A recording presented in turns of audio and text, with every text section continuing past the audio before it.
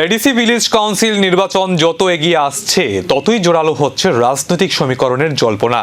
দিল্লিতে বিজেপির শীর্ষ নেতৃত্বের বৈঠকের পর নতুন করে আলোচনায় প্রদ্যুৎ ফ্যাক্টর। তিপ্রাসা অ্যাকর্ড নিয়ে প্রদ্যুৎ কিশোর দেববর্মনের অবস্থান কি আগামী নির্বাচনের সমীকরণ বদলে দিতে পারে?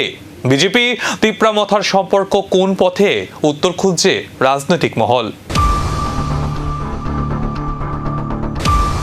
রাজ্যের রাজনীতি কি আবারও নতুন কোনো মোড়ের সামনে? আসন্ন এডিসি ভিলেজ কাউন্সিল নির্বাচনকে ঘিরে কি তৈরি হচ্ছে নতুন রাজনৈতিক সমীকরণ, নাকি রাজনৈতিক অন্দরের নীরবে কষা হচ্ছে আগামী দিনের আরো বড় অঙ্ক? দিল্লিতে বিজেপির কেন্দ্রীয় শীর্ষ নেতৃত্বের সঙ্গে রাজ্যের নেতৃত্বের সাম্প্রতিক বৈঠকের পর থেকেই এই প্রশ্ন ঘুরপাক খাচ্ছে রাজনৈতিক মহলে। বৈঠকের বিস্তারিত আনুষ্ঠানিকভাবে সামনে না এলেও সামনে থাকা একাধিক নির্বাচন এবং সাংগঠনিক সমন্বয় রাজনৈতিক কৌশল নিয়ে আলোচনা হয়েছে বলেই জল্পনা।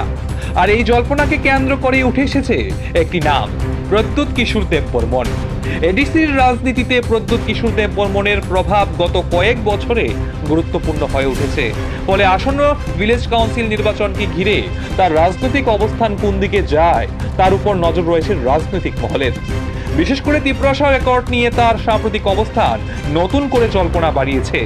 প্রদ্যুৎ কিশোর দেববর্মন জানিয়েছে, অ্যাকর্ড বাস্তবায়নে দৃশ্যমান অগ্রগতি না হলে বিজেপির সঙ্গে জোটের প্রশ্নই উঠে না। এই বক্তব্য কি শুধুই নীতিগত অবস্থান, নাকি নির্বাচনের আগে রাজনৈতিক চাপ তৈরির কৌশল, তা নিয়ে মতভেদ রয়েছে রাজনৈতিক বিশ্লেষকদের মধ্যে। অন্যদিকে বিজেপির কাছেও এডিসি ভিলেজ কাউন্সিল নির্বাচন অত্যন্ত গুরুত্বপূর্ণ।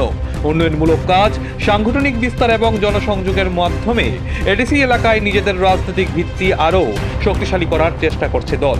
তবে নির্বাচনের অঙ্কে শুধু উন্নয়ন নয়, উপজাতি পরিচয়, সাংবিধানিক অধিকার এবং নেতৃত্বের প্রতি মানুষের আস্থাও গুরুত্বপূর্ণ ভূমিকা নিতে পারে বলে মনে করছেন রাজনৈতিক পর্যবেক্ষকরা।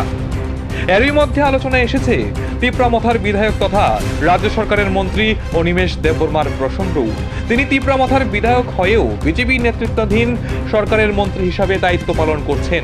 এই বিষয়টি নিয়ে রাজনৈতিক মহলে দীর্ঘদিন ধরেই আলোচনায় রয়েছে।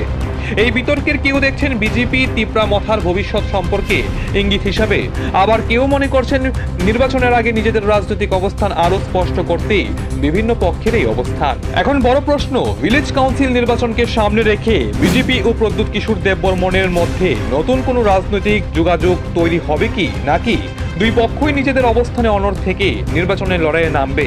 উত্তর এখনো স্পষ্ট নয়। তবে একটা বিষয় পরিষ্কার, এডিসি ভিলেজ কাউন্সিল নির্বাচন শুধু একটি নির্বাচন নয়, আগামী দিনের বৃহত্তর রাজনৈতিক সমীকরণেও গুরুত্বপূর্ণ পরীক্ষাক্ষেত্র হতে চলেছে। আর এই সমীকরণের কেন্দ্রে এখন সবচেয়ে বড় প্রশ্ন, প্রদ্যুৎ ফ্যাক্টর কি বদলে দেবে রাজ্যের রাজনীতির অঙ্ক?